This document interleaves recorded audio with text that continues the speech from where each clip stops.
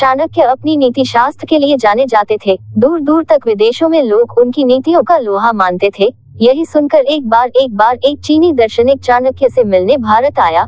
जब वह चाणक्य के घर उनसे मिलने पहुंचा तो उसने देखा कि चाणक्य एक ग्रंथ लिखने में व्यस्त थे। उन दिनों बिजली या बल्ब नहीं हुआ करते थे। चाणक्य ने तेल भारी डिबिया जला रखी थी और उसी की धीमी रोशनी में वो लिखने में व्यस्त थे।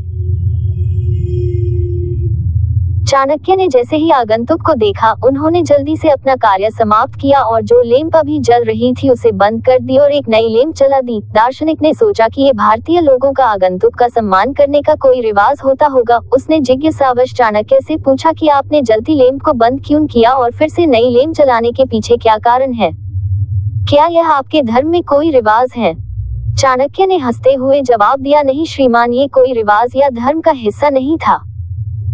चाणक्य ने कहा कि मैं एक ग्रंथ का सृजन कर रहा था और उस डिबिया के तेल का जो पैसा है वो मुझे राजकोष से मिला है, लेकिन जब मैंने लिखने का कार्य समाप्त किया तो उस डिबिया का जलना मेरे देश की संपत्ति का नाश है जो मैं नहीं सह सकता, और जो दूसरी डिबिया में जो तेल है वो मेरी खुद की कमाई से खरीदा है। मैं अपने स्वयं के कार्य के लिए देश की संपत्ति का हनन नहीं कर सकता।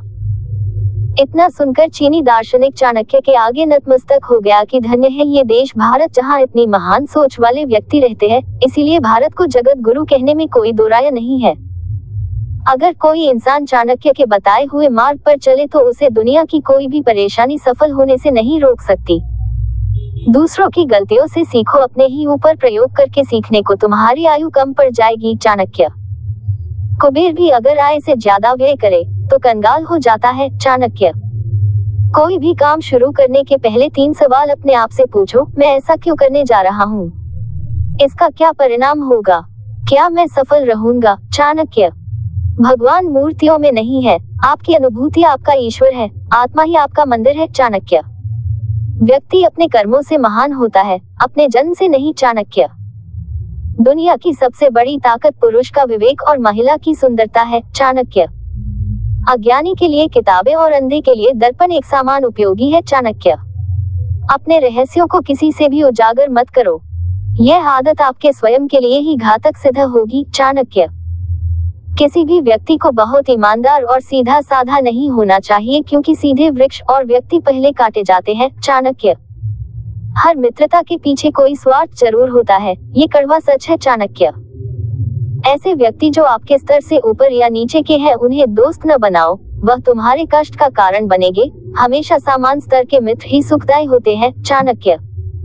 संसार में न कोई तुम्हारा मित्र है न शत्रु, तुम्हारा अपना विचार ही इसके लिए उत्तरदायी है। चाणक्य। फूलों की सुगंध केवल वायु की दिशा में फैलती है, लेकिन एक व्यक्ति की अच्छाई हर दिशा में फैलती है। चाणक्य। सांप के फन, मक्खी के मुख में और बिच्छू के डंक में जहर होता है, पर दुष्ट व्यक्ति तो इससे भरा होता है। चाणक्य। वह जो हमारे चिंतन में रहता है वह करीब है, भले ही वास्तविकता में वह बहुत दूर ही क्यों ना हो, लेकिन जो हमारे हृदय में नहीं है वो करीब होते हुए भी बहुत दूर होता है। चाणक्य। अपमानित होकर जीने से अच्छा मरना है। मृत्यु तो बस एक क्षण का दुख देती है, लेकिन अपमान हर दिन जीवन में दुख लाता है। चाणक्य। परिश्रम वह चाबी है जो किस्मत का दरवाजा खोल देती है। चाणक्य। चंद्रगुप्त।